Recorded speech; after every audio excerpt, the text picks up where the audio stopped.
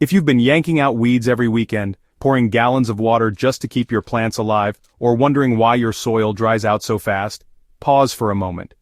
What if the solution is sitting in the back of your garden shed right now? One simple bag of straw can do what hours of digging and spraying can't. Lay it down, walk away, and come back in 3 days to see a dramatic change. In just 72 hours, your garden can go from thirsty and overrun to calm, cool, and weed-free, all thanks to a golden blanket of straw. Let's slow down and set the scene. Imagine a raised bed or patch of garden freshly cleared but full of lurking weed seeds. Beneath the surface, your plant roots are battling summer heat waves, moisture loss, and inconsistent nutrients. You're doing all the right things, composting, watering, feeding, but something's missing. That missing link isn't more fertilizer or another gardening gadget, it's protection, and straw mulch offers exactly that. Why straw? It's not just for farm fields anymore. Straw is lightweight, breathable, and highly absorbent, which makes it an ideal mulch for home gardeners. Unlike heavy wood chips or dense bark, straw doesn't smother your soil into silence. Instead, it creates a fluffy, breathable cover that blocks weed seeds from sunlight while still allowing water and air to reach the roots. This gentle touch makes a massive difference in both root health and soil temperature control. When you lay down straw, you're not just covering dirt. You're building a microclimate. Underneath the straw layer, soil holds onto moisture far longer than bare earth. That means your roots stay hydrated even in midday heat. At night, the straw acts as insulation, preventing temperature swings that can shock tender roots. The result? Stronger, deeper roots that can access more nutrients and survive harsher conditions. 72 hours to change everything. Now, straw doesn't instantly change the soil's chemical makeup, but its impact begins almost immediately. Within the first day, the surface temperature of the soil drops noticeably. In the next 48 hours, weed growth begins to stall out due to light deprivation. And by day 3, you've set the stage for longer-term soil building and moisture conservation. This is, honestly, the lazy gardener's shortcut that still delivers powerful, measurable results, without tilling, without sprays, and without constant labor. How does it suppress weeds without killing the soil? Some gardeners turn to plastic weed barriers or chemical herbicides to battle aggressive weeds, but both have a dark side. They block air, disrupt soil life, and often backfire within months. Straw takes the opposite approach. It doesn't sterilize the soil, it smothers gently. By laying down a thick enough layer, usually about 2 to 3 inches, you create a physical blockade that stops weed seeds from germinating. And because straw is light, it allows beneficial organisms like worms and fungi to keep working beneath the surface. That's where the real magic happens. While your weeds starve for light, the microbes and mycelium in your soil start pulling nutrients from the decaying straw, releasing nitrogen and carbon into the root zone. Over time, that means healthier soil without the downsides of tilling or chemical inputs. Straw feeds the soil, slowly and naturally. As the straw begins to break down, it transforms from dry fiber to living organic matter.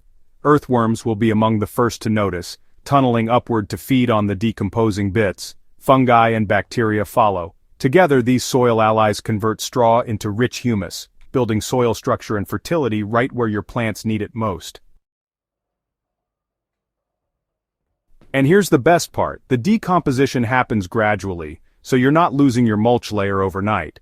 Instead, it feeds your soil slowly, over weeks and months. That's long-term fertility with zero effort on your part. All you have to do is top up the mulch every now and then when it starts to thin out. Beneath the straw, your plant roots are having the time of their life. With moisture locked in and heat buffered out, they can explore the soil with less stress and more consistency.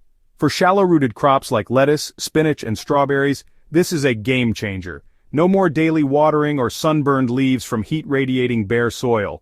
For deeper-rooted plants like tomatoes and squash, the benefits stack up over time: stronger plants, better fruit set, and reduced watering needs. Even perennials and herbs benefit from the stable moisture and temperature control straw mulch provides.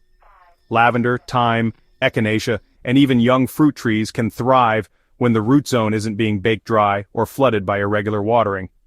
One bag covers more than you think. A standard bale or bag of straw goes a long way in the garden. Because straw is hollow and fluffy, it expands dramatically once pulled apart.